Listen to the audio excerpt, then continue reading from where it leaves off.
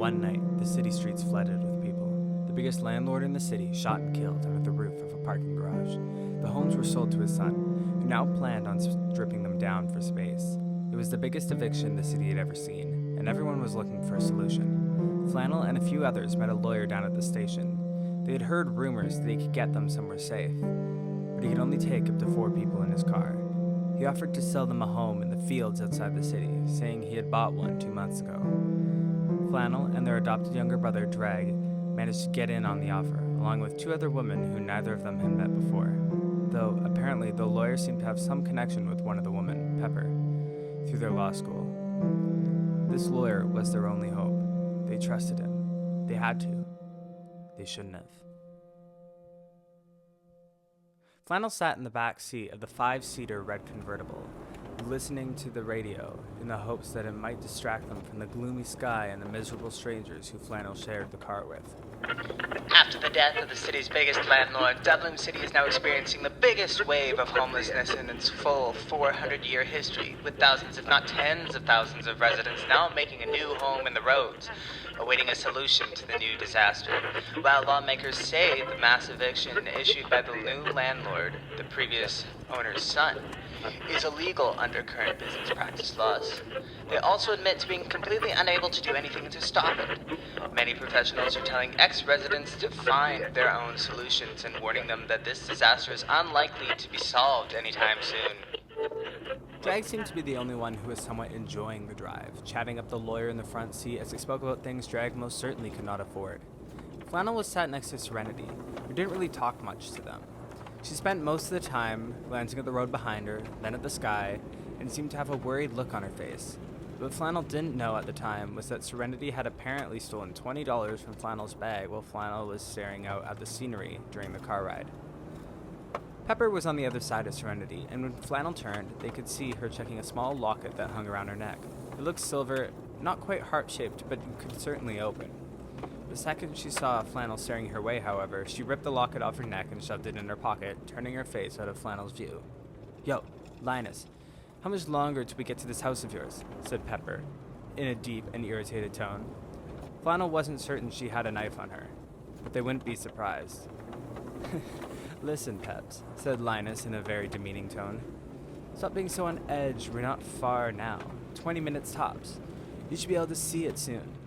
If he weren't offering them all a house, Pepper would certainly have beat him up by now. "Call me Peps one more time, I dare you."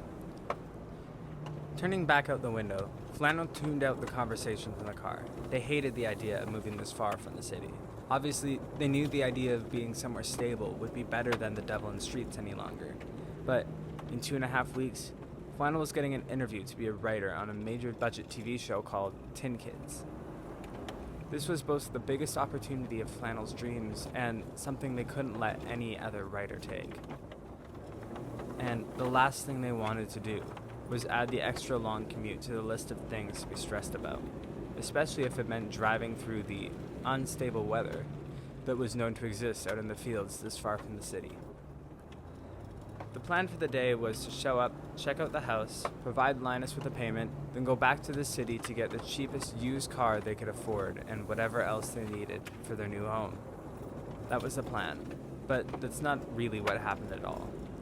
As Flannel tried to think about literally anything else, they turned back to look at the endless grass field. A small dragonfly must have landed on the handle of the car door while Flannel had faced the other way, and while at first it kind of freaked Flannel out, they began to notice the colors on its tail and its wings. It was honestly kind of pretty.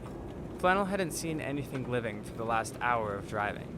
Not a bird, not a bug, and the field around the highway was pretty flat. They were almost the full 350 kilometers from the city, and they knew the field went much further into the horizon on the other side of the place they were headed. Dublin was said to be the biggest city of change and discovery, innovation and advancement. Out here in the fields, though, was just far away from that. After about 10 more minutes of driving, they began to spot the house in the distance. It was quite big, so Flannel took that as a good sign. For the price the landlord had asked, it seemed as though it might end up being worth it. But as they approached, the house's shape began to form. It had the outlines of a giant wooden barn, And as they drove closer to their new residence, it became clear that something was very off. A huge gaping hole was visible in the nearest corner of the house, as though someone had taken a giant bite out of the side. And as they got even closer, the smell of what seemed like rot started to become stronger. The place wasn't just old. It was completely abandoned, torn apart, and looked as though it could burn down or collapse at any minute. In place of windows, the place simply had holes with wooden planks to cover them. And by the light visible in the house, Flannel could tell there were likely far more unfinished walls on the other side of the ruins of what used to be a building. There was also nothing around. The house was a lone structure in the middle of nowhere. The road, a tiny path to the door, and the house were the only things any of them can see when the lawyer parked the car. Flannel had at least expected a small town or even a convenience store, but this house was in the middle of nowhere. "This is a joke, right?" said Pepper, grabbing Linus's shoulders from the seat behind. "What is this? This isn't even a house. This is a death trap." Linus gently pushed off Pepper and got out of the car, opening Pepper's door. Whoa. Don't be so quick to judge, Peps. This place will be more than satisfactory. I'll give you a tour. After sitting in their seats a little too long, the four of them hesitantly got up out of the car to follow Linus, the stench of the house growing stronger as they approached the front pathway. They knew this house wasn't going to work, but they didn't have much choice. Linus led them up to the door, with Drag in front, then Serenity, then Pepper, then Flannel in the back. But as the lawyer reached for the door handle, it immediately tore off with his grip. The lawyer, who chuckled a little nervously, simply shoved open the door with his elbow, stuffing the doorknob into his expensive pants pocket. "It might need a few renovations, but I swear to you, this place is worth it." As they made their way inside, they began to split up and look around. The place was completely unfurnished, other than a single chair and table by the nearest wall, and the floors were mostly just planks of wood, many of which still had nails facing out of the ground. The rest of the floor was just grass, from wherever the floor must have been torn up by the harsh weather. There was no finished wall, no kitchen, no anything really. There were just some stairs at the center that seemed to lead up to a very large attic space under the roof, and a couple doors at the base of those stairs, which Flannel guessed probably led to a closet or cellar of some kind, though Flannel was hesitant to check it out. And that's when they saw that not only was this house a disaster, but when Flannel and Drag arrived at the back of the house, a massive gaping hole stretched from the ceiling of the top floor all the way down to the base of the house. The entire back corner of the house had been torn off at some point. "Hey, you swore this wasn't one of your stupid scams." Flannel turned around to see Pepper screaming at Linus. "You better tell me this is a joke right now, or you will have wished I'd killed you back at the bar." Flannel watched as Linus shoved Pepper to the floor, then turned to move towards the door. It was a mere moment before Flannel realized the lawyer was their only way back to the city. So, out of panic, Flannel ran after him. As Flannel ran, they felt themselves cut the side of their ankle slightly on a nail from the floor, which caused them to limp for a few seconds before catching the lawyer as he reached the door. In a very unexpected move, the lawyer turned to Flannel and slammed them into the wall next to the door, causing them to immediately fall to the floor, grabbing their head. The lawyer ran out the door, with Pepper getting up not long after to chase him down. "Are you just gonna leave us here?" she screamed, furious watching Linus get in the car. "You're a coward, you know that? Coward!" Pepper tried to catch the car, but Linus was quick to start the engine and put the red convertible in drive. Flannel was now barely gotten up and a move to the door. Drag and Serenity watched as Pepper cursed and made all kinds of gestures with her hands towards the red car as it followed the road and disappeared into the distance. They were abandoned 350 kilometers away from civilization, with nothing but the ruins of a wooden house and whatever food was in Serenity's suitcase, which had fallen out of the car. They all stared in awe as the red car disappeared into the cityscape horizon. "We're gonna need to start walking back to the city," said Drag, starting to make his way to the road. Flannel was about to say something to him, but before they could, Serenity grabbed Drag's arms. "No, you'll die walking that far. It's over 350 kilometers. We could never make the walk. We're stuck here till someone drives by." Drag paused in his tracks. Flannel's face was expressionless. They weren't going to die. Not now. They couldn't. Flannel was so close. And then Pepper made her way towards the group. There was a gruff to her stride and a fury to the way she held her fists. And then, when she stopped in front of the three of them, she shoved Flannel, causing them to fall back to the ground once again. This time into the wet grass, the small scrape still creating an annoying sting on their ankle. Flannel wasn't sure right now whether to be more terrified of their imminent starvation or of Pepper. So what? When you're faced with life or death and someone shoves you over, that's it for you? You just stay there like a sack of meat ready to be butchered up into someone else's food? No, you take the momentum and you let it help you move faster. You lay down for no one. Pepper stood over Flannel, who was staring back up at her from the grass outside the house. When you got shoved over, you just let him get away. You didn't even try. You just let him go. Me? Said Flannel. He got away from you too, and he's your friend. Yeah, well, at least I ran after him. Pepper gave Flannel a kick to the side before she stormed out into the distance, leaving Flannel in the grass. As they lay there, they saw Drag reach his hand down to lift them up. Flannel took his hand. It's all good, Flan. We'll be fine. Don't listen to her, he said, helping steady Flannel. There was a pause as the three of them stood outside the front entrance, Pepper in the distance. We'll be fine were the only words that Flannel could hold on to right now, because they knew deep down a couple facts. The first fact being they're almost certain to die walking back. And the second fact being that no one ever drives along this road. Ever.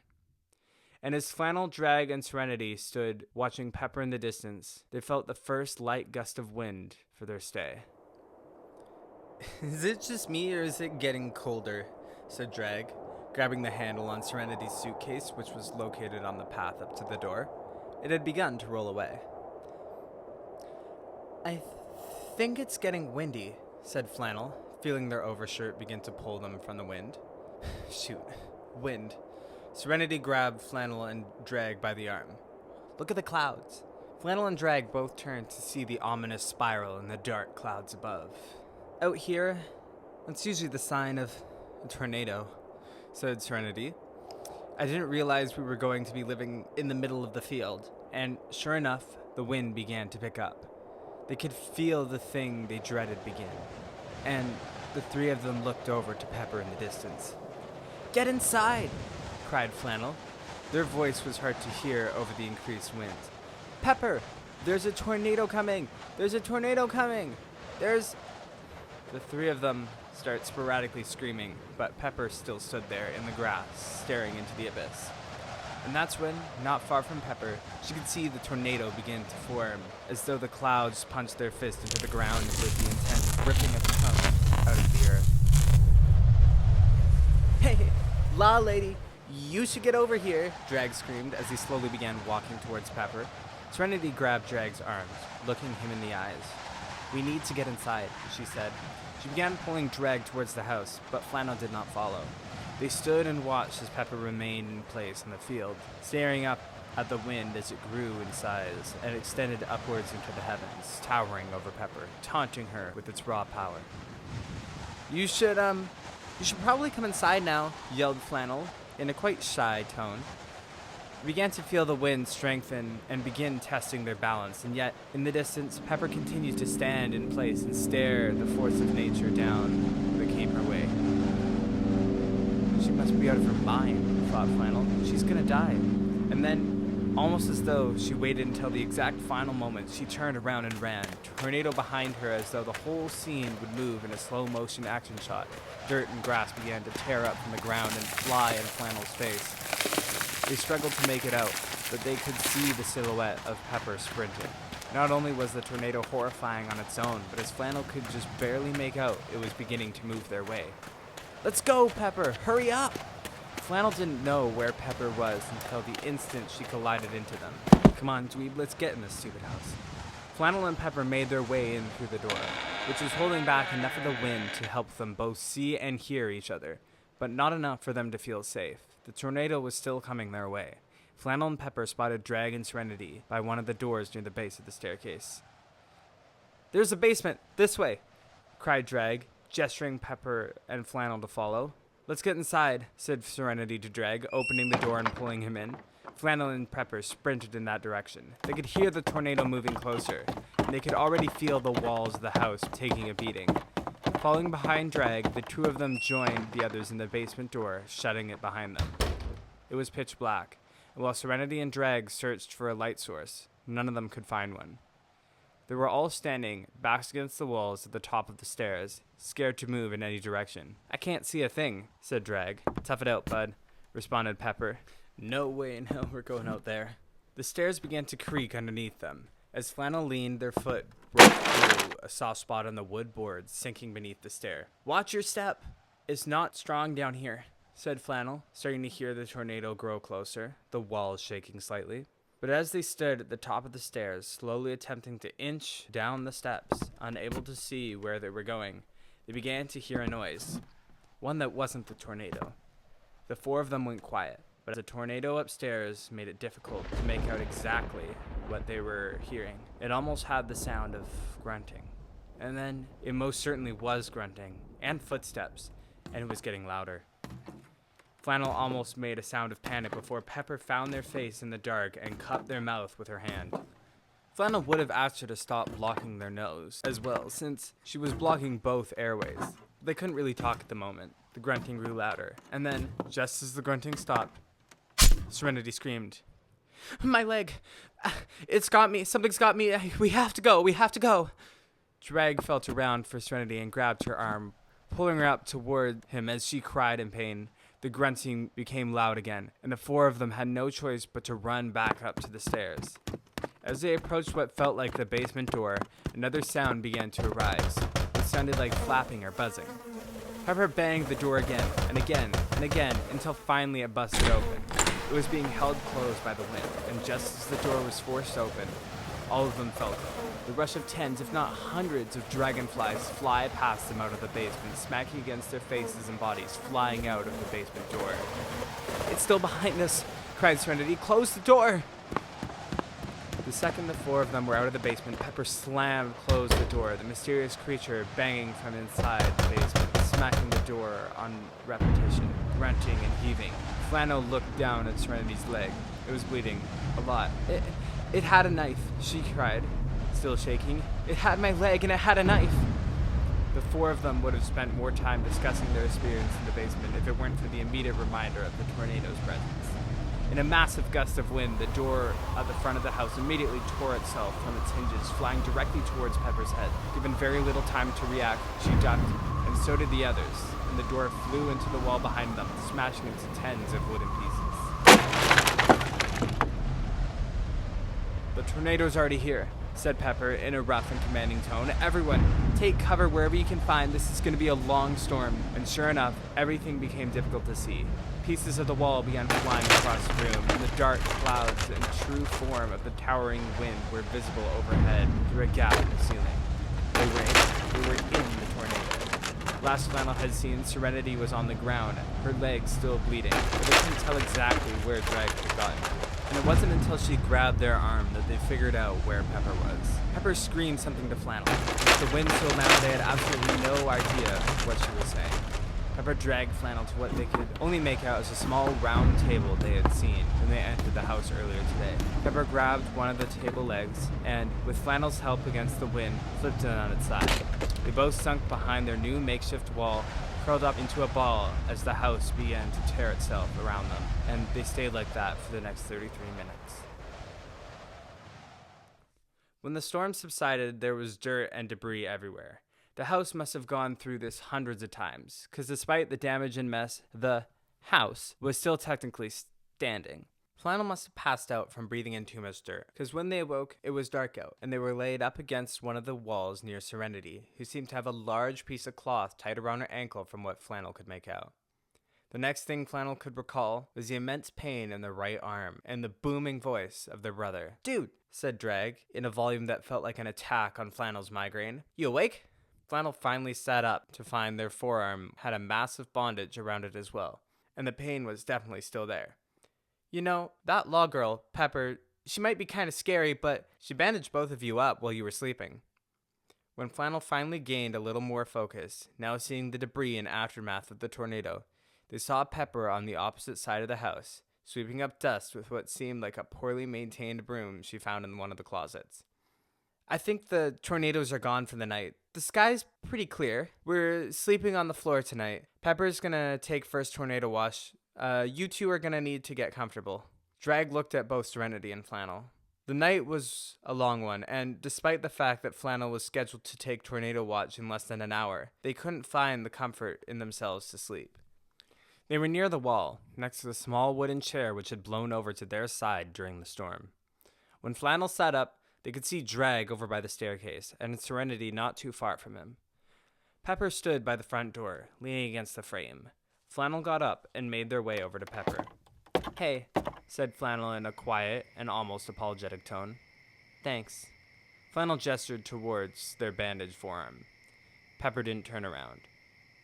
"If you don't mind me asking," began Flannel again, still trying not to be too loud. "The tornado, when you saw it, why didn't you run right away?" Pepper still remained ignorant of Flannel. "It's okay if you don't want to talk. Oh my god. If you can't sleep, just take the shift. I'll go to bed." Pepper turned to Flannel in a very irritated manner. "Mind your own business." And as she walked past Flannel, she nudged them hard in the shoulder, then walked to the other end of the house to find a spot to sleep. It wasn't Flannel's shift just yet, but Pepper was right. Flannel couldn't sleep, so they walked out to the front step and sat down, staring out at the road. It was cold and it was only slightly cloudy, with just enough light from the stars to see, but not much more. All around Flannel was an endless horizon of fields, except to their right, at the end of the road, where the city lights were just visible to make out. Flannel had no trouble staying awake, and all they could think of was the road in front of them, and how all that needed to happen was for one single car to pass by, and this nightmare be over. They still had 2 weeks till the interview, but even still, this was Flannel's dream, and all they could ask for right now was a car to come by the road. Any car at all. Anyone who would just remember they existed, or anyone who could find them by accident, really. Flannel never woke up Serenity for her shift that night. Instead, they had fallen asleep on the steps by the time it was morning. It wasn't till around noon that they woke up to find Pepper sorting all the food from Serenity's suitcase on the floor. The next few days are when people began to panic. Flannel had spent the majority of their time on the front step, waiting for a car, but no matter how long they waited, a car never came. Flannel felt sick of the idea that Tin Kids could hire a different writer. Again, the interview was still a long ways away, but Flannel knew they were stranded. When Pepper sorted the food, it began to put things into perspective. They could live for roughly 1 more week off of the contents in Serenity's suitcase, though it would be especially rough for the last few days. Most of the food was granola bars and chips, with liquids mostly being pop and soft drinks.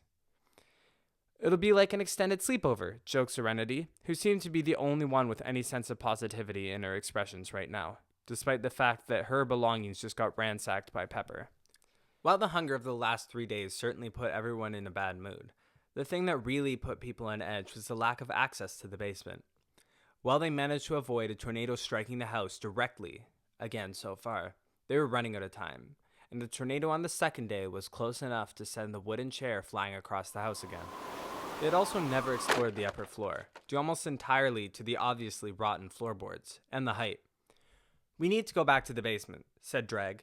Serenity gave him a dirty look, gesturing to her leg. I know, but hear me out. What if the creature down there is just lonely?" "We're not stuck here," Flannel responded quickly, completely in denial. Pepper looked at Flannel in a judging manner, then back to Drag. "I agree with Drag. Despite the danger, we need to go down there at some point." "Thank you," said Drag, glad someone agreed with his action plan. "The worst thing down the stairs ought to be spiders and a maniac with a knife." Pepper's face changed the second Drag uttered those words. Flannel could tell she was trying to keep a straight face, but something in her eyes seemed to contradict her typically tough attitude. She turned around, making her way towards a gap in the wall of the house. "Pepper, you okay?" said Flannel in a worried manner. "We're not going down there," Flannel heard her utter. "But you said we're not going down there." Pepper exited through the house, in the gap in the wall. The three of them once again stood alone from Pepper. Drag slowly leaned in to whisper something to the group. Hey, do you guys think she's scared of spiders? Serenity gave Drag a little jab to the gut. Ow! What was that for? Drag looked at Serenity. Flannel looked back over towards the gap in the wall, then leaned away from the group. I'm gonna go check on her. Flannel turned around to try and follow Pepper's trail, exiting the side of the house and turning to look for Pepper, noticing that she must have gone around the corner. Flannel slowly and quietly made their way towards the back corner of the house. Flannel could hear quite the horrendous noise, one that sounded like a mix of gagging and splashing. And when Flannel snuck their head around the hollowed corner, they could see Pepper hunched over, throwing up all over the grass. Pepper noticed Flannel watching her from behind the wall. What do you want? She said, wiping vomit from her mouth. I just want to make sure you're all right. Listen, why can't you just leave me alone? Flannel became a little frustrated at this response. Well, as much as I hate the idea that we're going to be here long enough to need to go down there, I do also acknowledge that I'm never going to be able to make my interview while I'm dead. I worked so hard to write on this show, and I can't lose this now.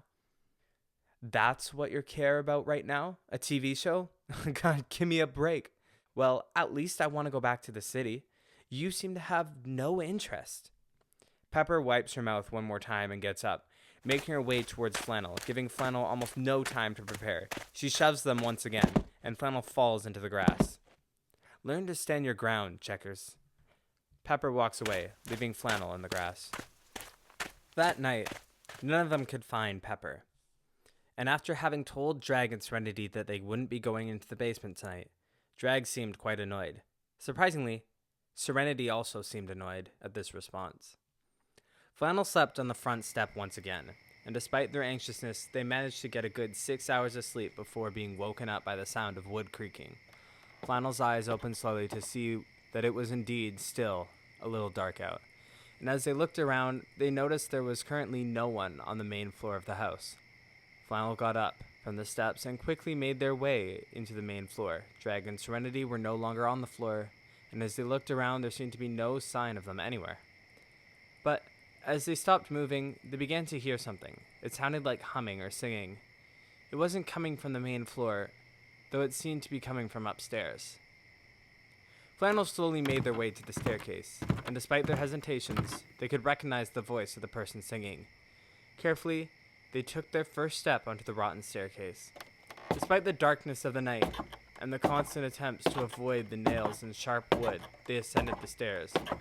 And they ascended, and they ascended, avoiding the creaks and unstable steps. And then, as they arrived at the top of the steps, they could see what looked like a large wooden floor under the slanted roof of the house, almost exactly as they expected.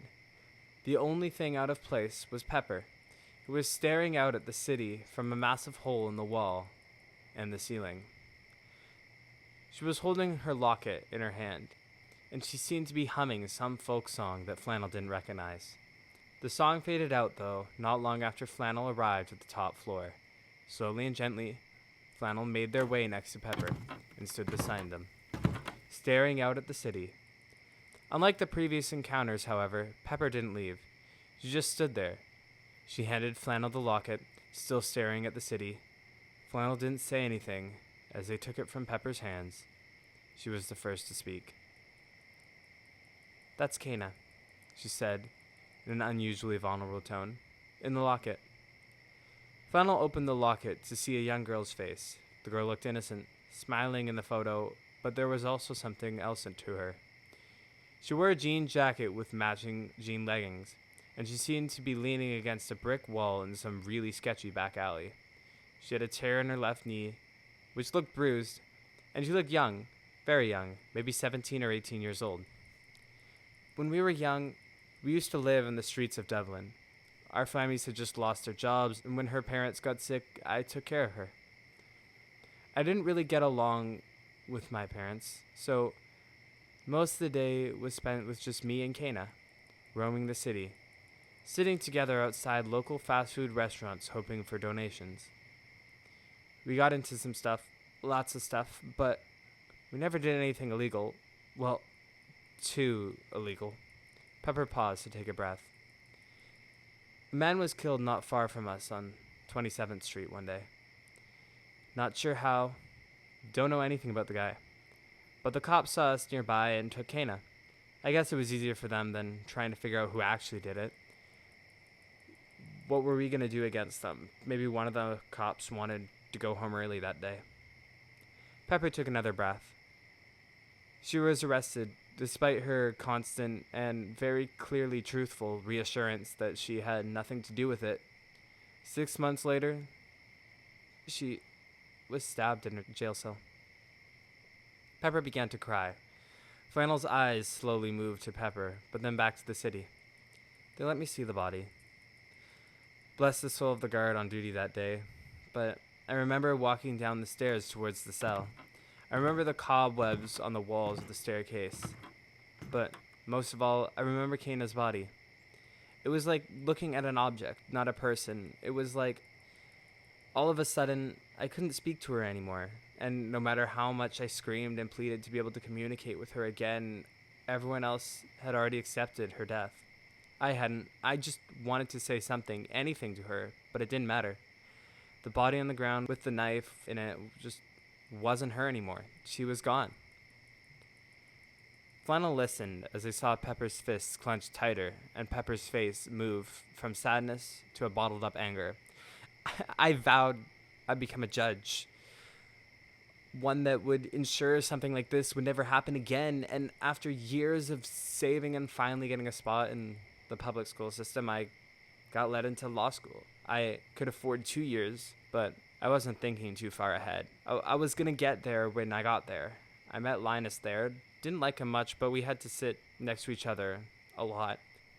I got kicked out in my second year.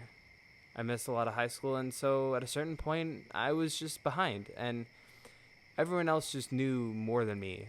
I cheated on a test, got caught, and that was it. I was out. No refund, no second chance, no counselor meeting. I was out. Kind of screwed up system, really. The two of them stood there, staring out at the city. Flannel didn't say anything, but they handed the locket back to Pepper. Flannel wasn't expecting this from Pepper. There's nothing for me back in that city. They don't want me, and I don't really want them. Why do you need to write this show so bad? Flannel paused, then, feeling more comfortable than they felt in a while, they began to talk.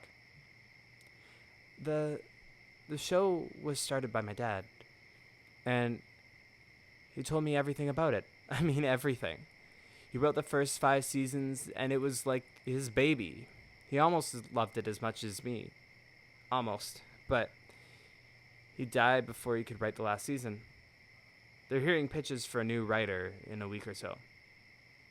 Do you know you're the best writer for it? Said Pepper in a calm but genuine voice. I'm the only one who knows how it ends. The two of them pause for a few more seconds, and then Flannel feels Pepper's fingers wrap around their hand, holding it tight. Then Pepper turns to face Flannel. Flannel does the same. There's a mutual smile between them, and as they begin to move away from the hole in the wall, Pepper does something that gives Flannel a heart attack. She stomps on the floor. What are you doing? Said Flannel, checking their feet to make sure they hadn't already broken through the floorboards. This house can suck it. She stomps again, this time harder. Flannel can see that something has gotten to her, and she's laughing a little. You're crazy. Come on, I dare you to dance up here. Pepper now steps back, holding her arm out away from her and gripping Flannel's hands.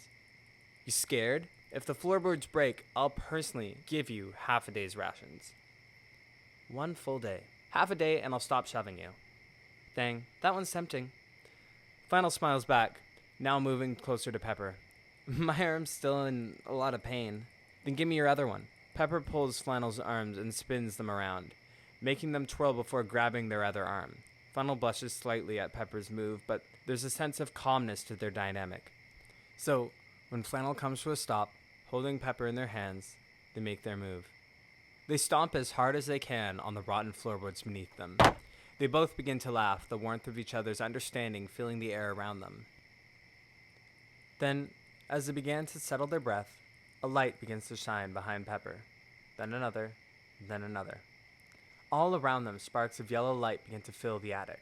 It was as though the stars in the sky came down to join their dance. At first, they thought it might be fireflies, but as they looked closer, it became apparent that they were much bigger. These were dragonflies, same as the ones they had seen come from the basement on their way to the house, and yet they were glowing, as though there were some sort of voice used to bring the house to life. Flannel and Pepper danced throughout the night, among the lights of the dragonflies. They didn't question it much, because neither of them wanted to waste their moment. But despite the long time spent tapping and jumping and shifting and twirling along the rotten and displaced floorboards, the floor didn't break that night, and they fell asleep completely at peace on the top floor.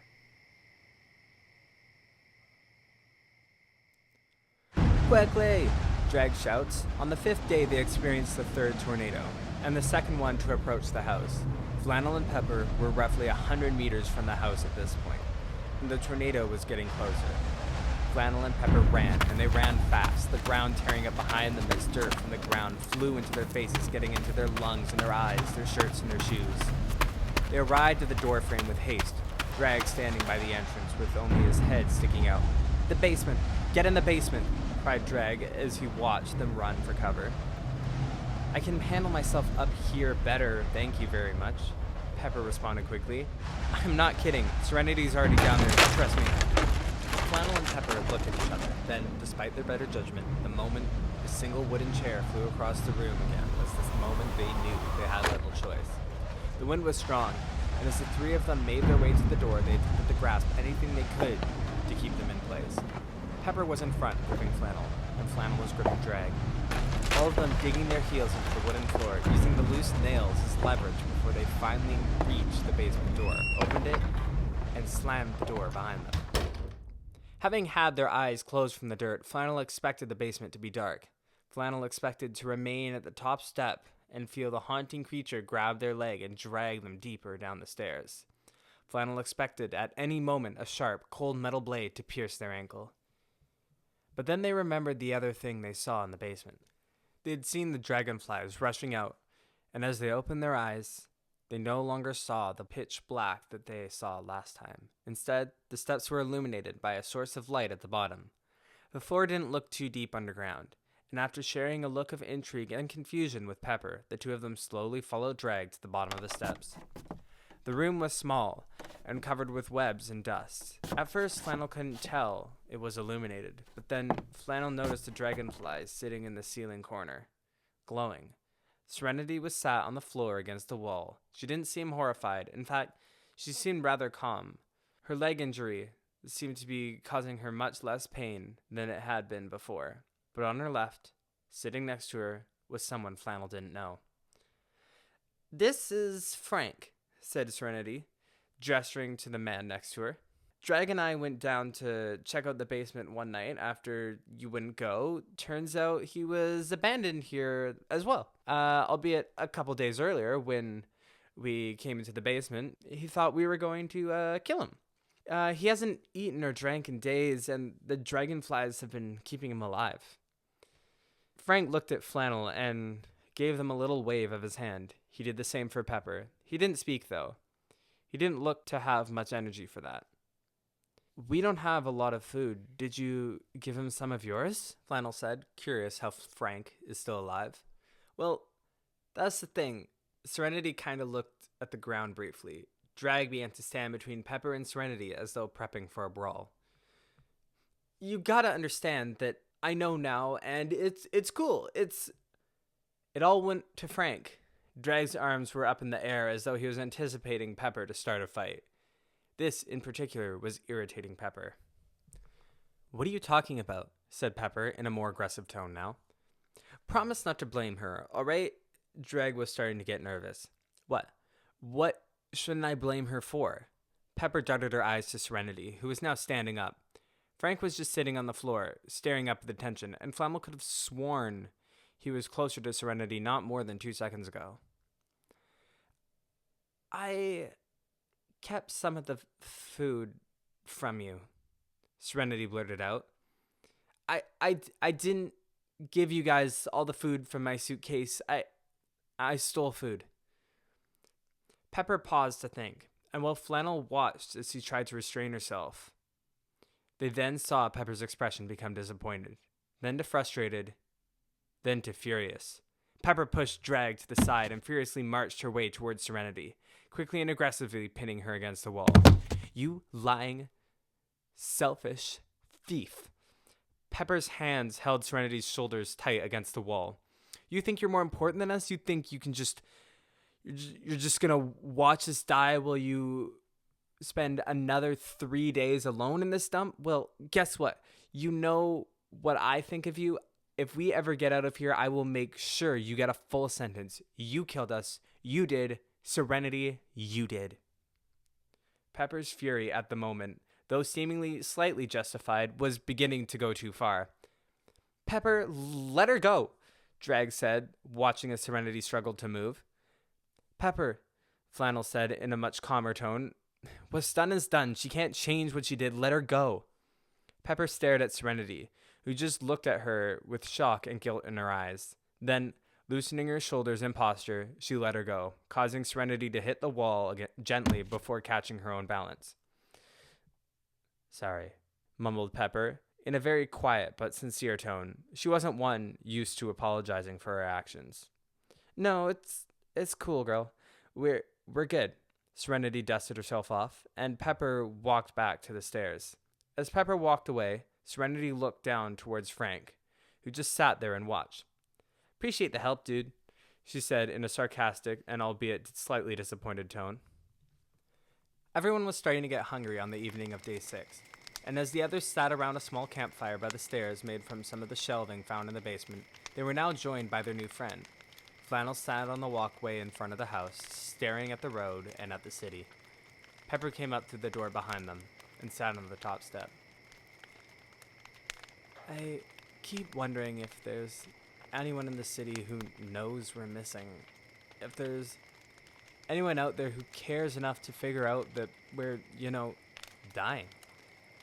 Flannel tosses some gravel between their hands, throwing some into the street. Pepper moved closer and sat down next to Flannel. Maybe there's not.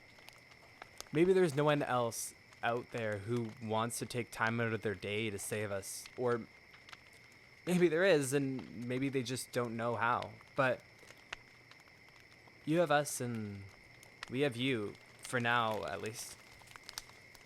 Flannel wasn't used to this sentimental side of Pepper yet, but they couldn't help but find it comforting. "Then why do I still so badly need to go back to the city?"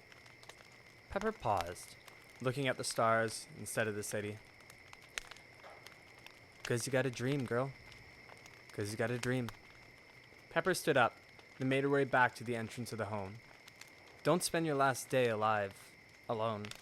Pepper was joking about that last thing, but a part of it truly hit Flannel.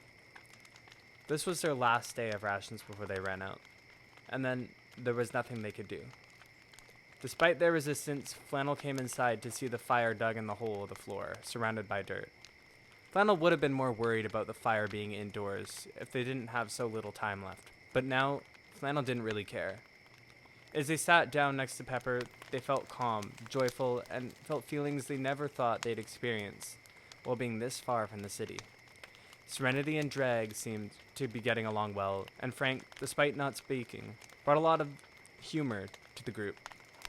And Pepper, if they both made it to the city someday, perhaps they might spend more time together.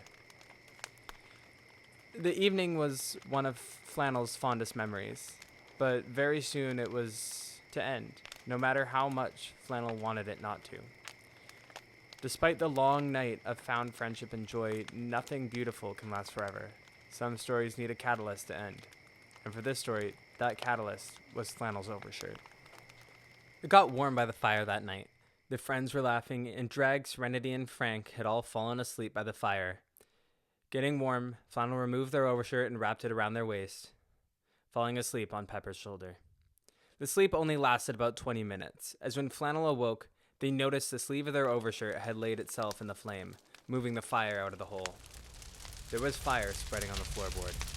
Flannel jolted upwards to stomp the fire from their overshirt, throwing it to the ground until its charred remains were left, and Flannel wrapped it back around their waist. but it was too late. The fire had spread around them, making its way to the walls and the ceiling. Get up! Get up! Flannel cried, but as soon as they opened their mouth, they coughed in the smoke. Smoke had covered the ceiling, and so Flannel had to crouch in order to breathe. Pepper got up to a jolt, and then Drag, and then Serenity. Frank didn't wake up. Immediately, Pepper ran over to him to check his pulse.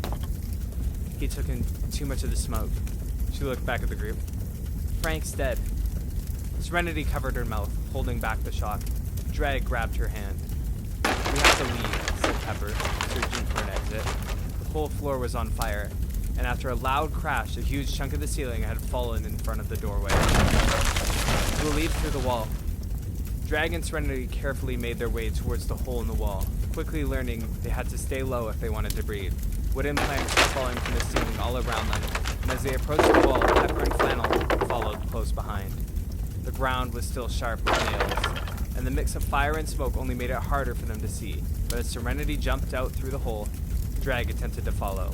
Then, the ceiling above them collapsed in front of the wall. It was loud, and Flannel and Pepper were forced backwards, close to tumbling but just barely catching themselves. They were trapped inside. My leg! Serenity, my leg is stuck!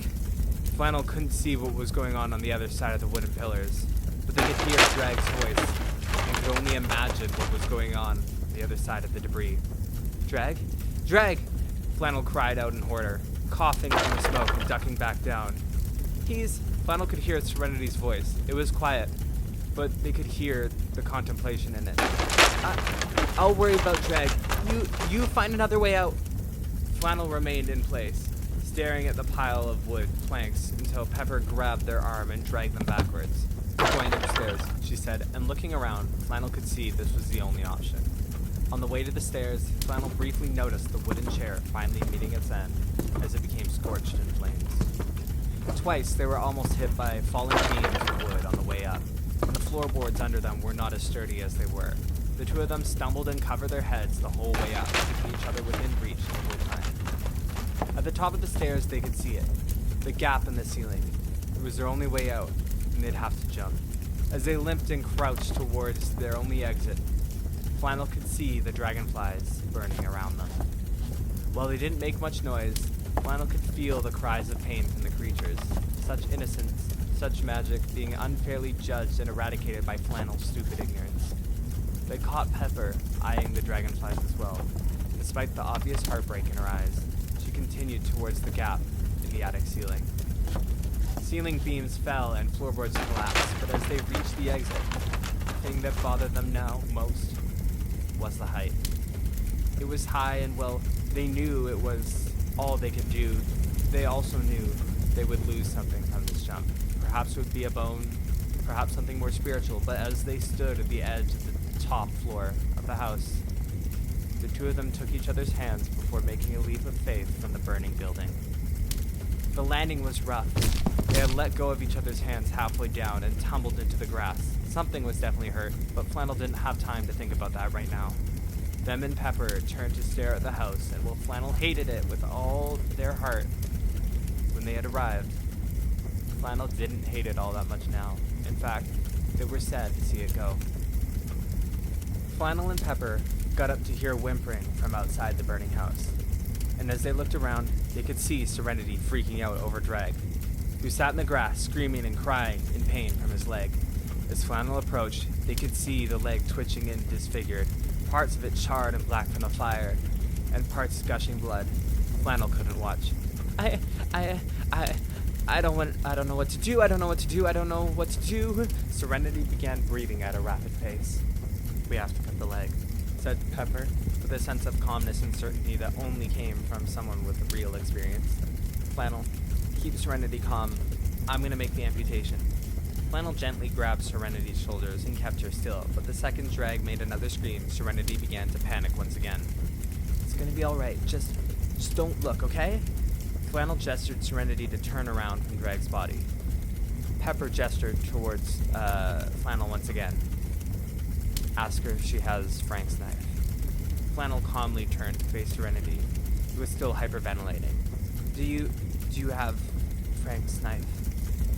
Serenity burst out into tears again, shaking, almost like she was going to refuse to hand Flannel the knife, but slowly she reached into her jacket pocket and pulled out the silver blade that was used to stab her not many days prior. Flannel took the blade gently from Serenity's hands, then turned to give it to Pepper. Pepper kneeled down on the grass beside Drag, who was screaming, obviously in shock as he watched his own leg bleed out. I don't want to die. I'm not ready. Drag began to cry, pleading in a way that felt like a direct crush to everyone else's hearts. Please, I don't want to go, please. Pepper tried to hold back tears as she brought the knife to Drag's legs. It'll be okay. You'll be okay. But as Pepper looked down at Drag's leg, she knew she was lying, and Flannel knew the comfort they were giving Serenity was just as much of a lie. That was their brother on the grass, and they were the best option to help comfort someone else. Pepper looked into Drag's eyes, the knife in place, her palm on the dullest end, ready to press down. Please don't let me die, said Drag, letting out another tear. Don't say that, said Pepper, now letting out more emotion than before. Don't say that. Don't put that on me. Don't put that on me. She could see Drag starting to fade, and as she regained her focus, she pressed down as hard as she could on the blade, cutting through the leg into the grass. But that was it. That was the moment Drag fell backwards, his head hitting the grass, and his breath stopped making sound. Drag. Pepper looked at his head, still trying to control the blood, as though there was still life in his body. Please, Drag, please. She finally let go of the leg, and as she looked back at his face, she let out a cry and then pummeled the ground with her fist. When Flannel turned around, they could see their brother's lifeless corpse on the ground. When Pepper had described death, she had described her friend as having had become an object, and her soul having been pulled away from her. But when Flannel saw Drag's body, a part of them felt like Drag was still in there, able to feel all the pain their body was going through. Flannel could still hear their brother's innocent and undeserving cries. Serenity leaned into Flannel's shoulder, crying. Flannel stared at the image of their brother, and then, as if by instinct, Flannel turned around and made their way towards the road. What are you doing? Said Pepper, eyeing Flannel as they set foot onto the cement. I'm doing what Drag wanted us to do in the first place. I'm walking. Pepper watched as Flannel began to walk towards the city. No rations, no water, just themselves and 350 kilometers of road towards the cityscape horizon. Pepper looked at Serenity, then towards the burning house. And as both of them contemplated their options, Pepper gently closed Drag's eyes, and they both got up and made their way towards the road. The three of them, now on their way to the city. The city never got any closer. The horizon remained a horizon as the first hour of the walk felt like ages, then the second hour, then the third. And while after hour 4, their legs were in pain and their stomachs began to beg for food, they kept walking. They were nowhere near the end of this road. Flannel looked around at this field and the clouds, putting one foot, then the other, never breaking and never slowing down. Every second wasted was one more to walk, and they couldn't risk that. Flannel had estimated how long that would take. 3 days at best. No food, no water, no sleep, just 72 hours of straight walking. Maybe they could have made it if they had left as soon as they had arrived. They could have brought food, liquids, but at the time that had seemed life-threatening. How they were naive, how they were so blindsided by the possibility of a car passing by and concerned with the weather that they didn't at least start walking. But Flannel couldn't think about that now. Flannel couldn't dwell on the stupidity that brought them to this moment. Flannel couldn't dwell on the mistakes and how they were the one that killed Drag. If they had left for the city right away, Drag might be alive. If they had just set their overshirt a little more to the left, Drag might be alive. The burn marks were still present on the shirt that was tied around Flannel's waist. But they couldn't think about any of that now. They had to walk. They had to walk until they collapsed right on the edge of the city in the hopes that someone might recognize their need for aid and so Flannel put one foot in front of the other, and then one foot in front of the other, and then one foot in front of the other. Pepper trailed not far behind Flannel, never slowing down, never stopping. Serenity trailed behind her. They were all exhausted. On a typical day, this would be more than enough of a workout, but that wasn't what they were doing. They had to walk until they were hurt to the point of death and then keep walking. They would not be stronger after this. They would be hospitalized, but after about 6 hours of walking, Flannel could hear Serenity talking to herself. They couldn't quite make out what she was saying, but there was some self-reassurance in there, along with maybe a hint of panic. By hour 8, the effects of sleep deprivation started to creep back up. The adrenaline from the fire had kept them awake for so long, but Flannel had only gotten 20 minutes of sleep before the walk, and now their eyes were fighting to stay open, if for nothing else but to keep them on their feet. They couldn't think straight. One moment they were walking, and the next they were further ahead, and a part of Flannel hoped they might start sleepwalking, but they knew if they fell asleep it would be over. They had to keep going. It took about 6 more hours for Flannel's body to get the idea that it wasn't going to go back to sleep. And by hour 14, Flannel was just beginning to feel numb. They had completely dissociated from the walk. The pain in their legs was just a part of them now, and the adrenaline had come back to keep them awake. They were hungry, but in the kind of way where they knew they couldn't down anything right away, or they would kill themselves just from the time spent without eating. The city was bigger. It was closer, but Flannel couldn't notice it. It's all they looked at. The city growing was like watching paint dry. It was like being forced to watch paint dry. Like they were forced to sit there and experience every second of it with their full attention. Flannel wanted to turn away and look back, maybe close their eyes and open them again a little later to just feel some level of pleasant surprise and reassurance, but they knew they couldn't do that. They had to keep walking. The three of them didn't talk the whole time. They couldn't waste any energy, and as they reached the end of the first 24 hours and the moon returned to its position in the sky, it didn't feel like a celebratory moment. They had felt all 24 hours of that walk. If anything, it only reminded them that they were not even halfway there. And that reminder is, as Flannel believes, likely why Serenity dropped onto the ground at the end of the first day of walking. Pepper was close to stopping. She was so close to going back and picking up Serenity and dragging her along, but a part of her knew that neither of them would make it if she did. So, when she turned her head, her heart broke at the sight of Serenity letting out a single tear on her knees. "Go," she said softly. Don't stop for me." "But, go," she said, and as Pepper heartbreakingly turned her head back to the city, she could hear Serenity beginning to cry into her hands, alone on the road. Pepper couldn't think about that right now, and neither could Flannel.